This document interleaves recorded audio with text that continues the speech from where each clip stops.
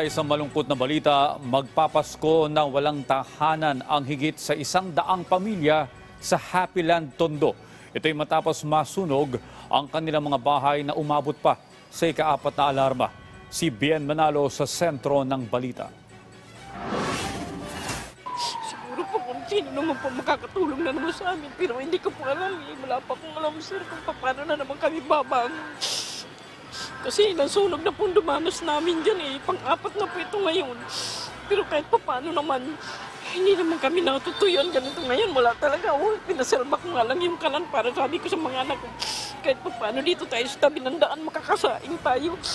Napaiyak na lamang si Ami Bernil matapos masunog ang kanilang bahay nang lamuni ng naglalagablab na apoy ang mga bahay sa residential area sa barangay 105 Happyland sa Tondo, Maynila, bandang alas 3 kaninang madaling araw.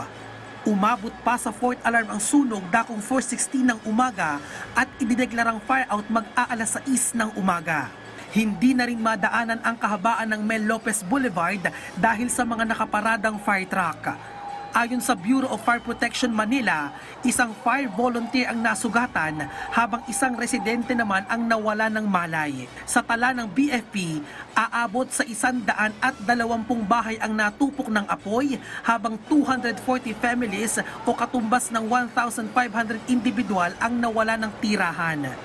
Aabot naman sa 300,000 piso ang halaga ng pinsala ng sunog.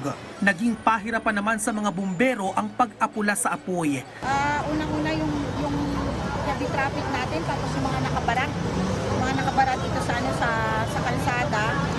Plus yung alam naman natin yung tubig talaga natin dito medyo mahina. Nanawagan ng tulong ang mga apektadong residente. Sana naman po matulungan kami. Bahay po namin kagagawa lang talaga. Isang buwan pa lang, 2 buwan pa lang yata nagagawa din yung bahay namin. Napakasakit po eh.